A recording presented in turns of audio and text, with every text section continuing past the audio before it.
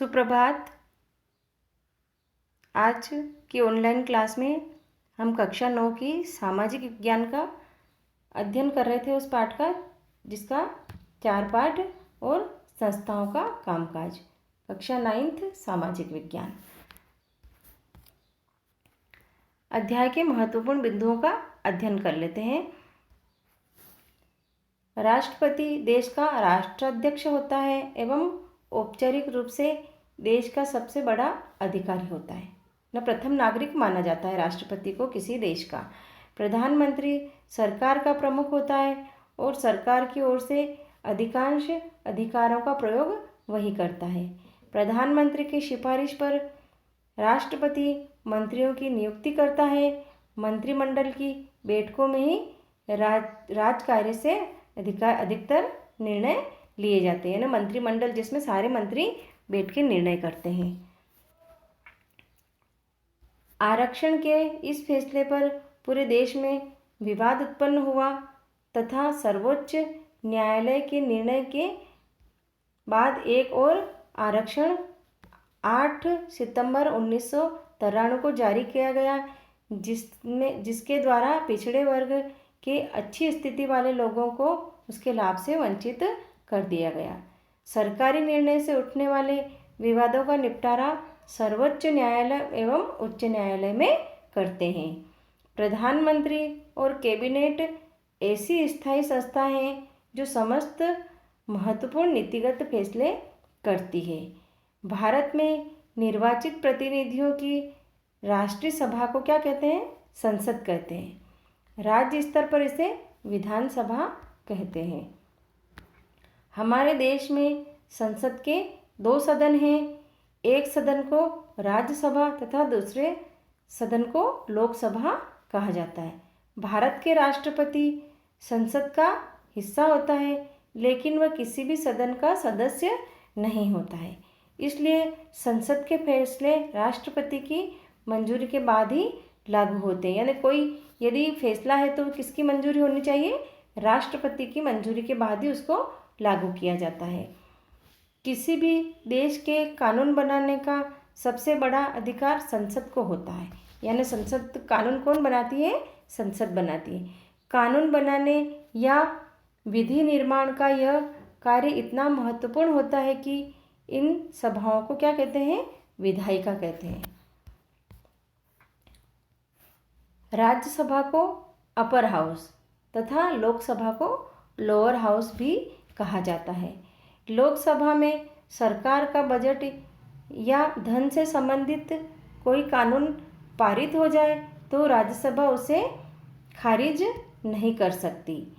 किसी भी सामान्य कानून को पारित कराने के लिए दोनों सदनों की सहमति जरूरी होती है, लेकिन दोनों सदनों के बीच कोई मतभेद हो तो अंतिम फैसला दोनों सदनों के संयुक्त अधिवेशन में किया जाता है। यानी दोनों सदनों की एक संयुक्त बैठक बुलाई जाती है और उसमें वह फैसला किया जाता है। भारत में प्रधानमंत्री सबसे महत्वपूर्ण राजनीतिक संस्था है। राष्ट्रपति लोकसभा में बहुमत वाली पार्टी या पार्टियों के नेता को ही क्या करता है? प्रधानमंत्री नियुक्त करता है। प्रधानमंत्री की नियुक्ति करने के बाद राष्ट्रपति प्रधानमंत्री की सलाह पर दूसरे मंत्रियों की नियुक्ति करते हैं। मंत्रियों में सामान्यतः कौन कौन से मंत्री होते हैं? कैबिनेट मंत्री, स्वतंत्र प्रभाव वाले मंत्री और राज्य मंत्री। राष्ट्रपति राष्ट्राध्यक्ष एवं देश का प्रथम नागरिक होता है। राष्ट्रपति का चुनाव एक निर्वाचक मंडल द्वारा किया जाता है, जिसने संसद के दोनों सदनों के निर्वाचित सदस्य एवं राज्यों की विधानसभाओं के निर्वाचित सदस्य होते हैं। इस प्रकार राष्ट्रपति का चुनाव अप्रत्यक्ष नीति से होता है। यानी राष्ट्रपति का चुनाव के लिए कोई चुनाव नहीं करवाए जाते, उन्हें अप्रत्यक्ष रूप से चुन लिया जाता है। भारतीय न्यायपालिका में संपूर्ण देश के लिए सर्वोच्च न्यायालय, राज्यों में उच्च न्यायालय, जिला न्यायालय, एवं स्थानीय स्तर के न्यायालय होते हैं। जिस प्रकार है ना हमारे हम देखते हैं सर्वोच्च न्यायालय दिल्ली में है, राज्य का जो उच्च न्यायालय वो कहाँ है, जोधपुर में है, और उसकी एक ब्रांच जयपुर में है। फिर जिला यानी हम जिस जिले में रहते हैं वहाँ स्थानीय स्तर के न्यायालय होते हैं। राष्ट्रपति सर्वोच्च न्यायालय व उच्च न्यायालयों के न्यायाधीशों को प्रधानमंत्री एवं सर्वोच्च न्यायालय के मुख्य न्यायाधीशों की सलाह पर नियुक्त करता है। राष्ट्रपति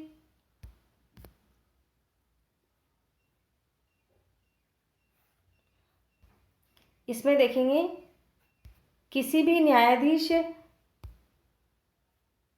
को संसद के दोनों सदनों में अलग अलग 2/3 बहुमत से अविश्वास प्रस्ताव पर पारित करके भी हटाया जा सकता है। यानी ये एक प्रक्रिया है, किसी भी न्यायाधीश को संसद के दोनों सदनों में अलग अलग 2/3 बहुमत से अविश्वास प्रस्ताव पारित करके हटाया भी जा सकता है। सर्वोच्च न्यायालय और उच्च न्यायालय को देश के संविधान की व्याख्या करने का अधिकार है। भारतीय न्यायपालिका के अधिकार और स्वतंत्रता उसे मौलिक अधिकारों में रक्षा के रूप में काम करने की क्षमता प्रदान करते हैं। न्यायपालिका सरकार को निर्णय करने में शक्ति के दुरुपयोग को रोकने के लिए हस्तक्षेप करती है तथा सरकारी अधिकारियों को भ्रष्ट आचरण करने से रोकती है। लोकतंत्र के लिए स्वतंत्र और प्रभावशाली न्यायपालिका आवश्यक है। यानी जहाँ पर लोकतांत्रिक देश है वहाँ पर न्यायपालिका कैसी होनी चाहिए, स्वतंत्र और प्रभावशाली। अब महत्वपूर्ण शब्दावली, इनसे प्रश्न भी बनते हैं तो हमको ये देखने हैं। कार्यालय ज्ञापन क्या होता है? सक्षम अधिकारी द्वारा जारी पत्र जिसके माध्यम से सरकार में फैसले अथवा नीति के बारे में बताया जाता है उसे क्या कहते हैं? कार्यालय ज्ञापन कहते हैं। सरकार संस्थाओं का एक समूह, हम बोलचाल की भाषा में तो हम बोल देते हैं सरकार, लेकिन उसका मतलब क्या होता है?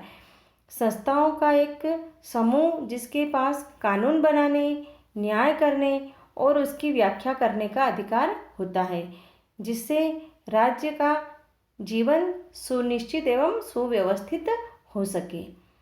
अगला पॉइंट है विधायिका। विधायिका जनता के प्रतिनिधियों की वह सभा होती है जिसके पास देश का कानून बनाने का अधिकार होता है। यानी कानून निर्माण कौन करती है? विधायिका करती है। कानून बनाने के अतिरिक्त विधायिका को कर लगाने, बजट बनाने एवं दूसरे वित्त विधेयकों को बनाने का विशेष अधिकार प्राप्त होता है। अब हम देखेंगे कार्यपालिका क्या होती है। अधिकार प्राप्त लोगों की एक संस्था जो देश में संविधान और कानून के आधार पर प्रमुख नीतिगत फैसले बनाती लेती है, निर्णय उन्हें लागू करने का कार्य करती है। राजनीतिक संस्था देश की सरकार एवं राजनीतिक जीवन के आचार को नियमित करने वाली प्रक्रियाओं को के समूह को क्या कहते हैं? राजनीतिक संस्था कहते हैं। न्यायपालिका है ना। अब हम देखेंगे न्यायपालिका एक ऐसी संस्था जिसके पास न्याय करने एवं कानूनी विवादों को निपटाने का अधिकार है। देश के सभी अदालतों को न्यायपालिका के नाम से जाना जाता है क्योंकि वहाँ पे क्या होता है? लोगों को न्याय मिलता है। गठबंधन सरकार साधारणतः जब विधायिका में किसी एक दल को बहुमत प्राप्त न हो, यानी एक कोई पार्टी बहुमत से नहीं जीते, तो 2 या 2 से अधिक राजनीतिक दलों के गठबंधन से बनी सरकार को क्या कहते हैं? गठबंधन सरकार कहते हैं।